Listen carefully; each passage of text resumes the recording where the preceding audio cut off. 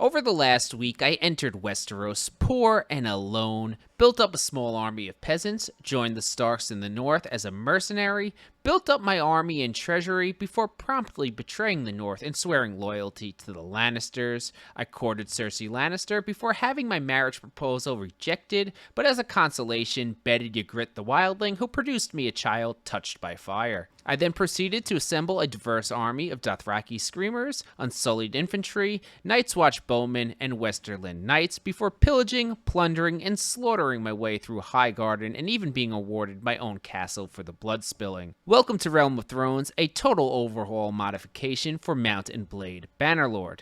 I've played the Mount and Blade franchise since 2008. The original is probably my most played single-player game ever, and what makes Mount and Blade so great, besides the epic large-scale medieval battles, it has an incredibly active modding community. You could conquer Rome, Middle-earth, Westeros, or feudal Japan. The amount of amazing mod and content was near endless. While Mount and Blade Bannerlord released in early access a few years ago, it's taken some time for total conversion modifications to release, but finally, the largest Game of Thrones mod, Realm of Thrones, is here.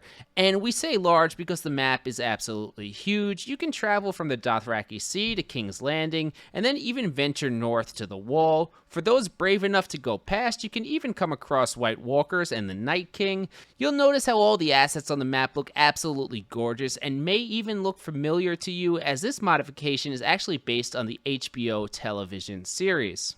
Realm of Thrones has an incredible level of detail and characters, from series regulars like Jon Snow or Jaime Lannister to lesser known characters like Khal Drogo or Meryn Trant. Each faction, like say the Baratheons, are loaded with vassals from the actual Game of Thrones stories, and of course bear sigils of their respective houses. Not only will lords and soldiers wear their proper Game of Thrones coat of arms, but there are hundreds of custom cosmetics to make each faction feel as unique as their in-show counterparts. You can recruit shirtless Dothraki horse lords, heavy armored knights of Highgarden, or even gold cloaks, which can eventually be leveled up into elite Kingsguard infantry, and yes, they look exactly like they do in the show. I even recruited Lord Varys as one of my companions, and there are many more iconic characters around the taverns in Westeros that you can do the same with. And of course, we can't forget about the player characters, as you can live out all of your Game of Thrones fantasies, dressing in and wielding some of the most iconic weapons and armors in the Game of Thrones universe. Arm yourself with Longclaw or Needle, all while wearing Marjorie Tyrell's dress. The options are near endless. I personally favored Night's Watch armor with the Great Sword of Sir Gregor Clegane, and of course a blood red Lannister cape to accent it.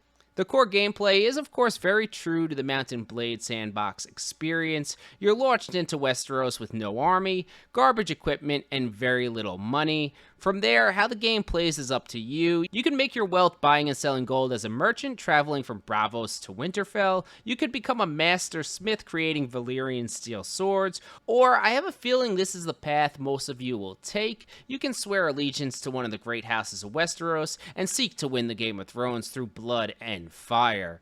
There's something about being in the Game of Thrones universe that engages me in these massive 800 vs 800 battles that it's just not there in vanilla Bannerlord. It brings a different level of emotion to me when I'm in a large-scale battle and notice that the last enemy to fall to my sword was actually Stannis Baratheon, and I'll be able to choose whether to ransom him or execute him. Now, if you're interested in the Realm of Thrones mod, I'll put the link down below in the description so you can download and install it.